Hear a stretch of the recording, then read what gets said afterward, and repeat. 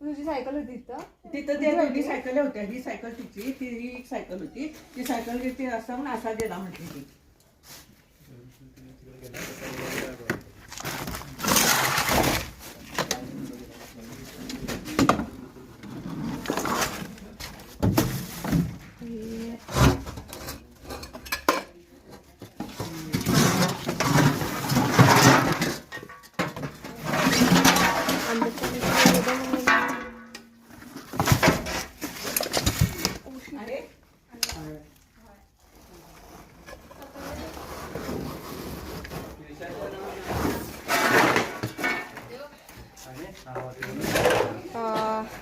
तर मी बघितले नव्हते आणि चुकून मी हात घातले असते तर बाईट झाला असता.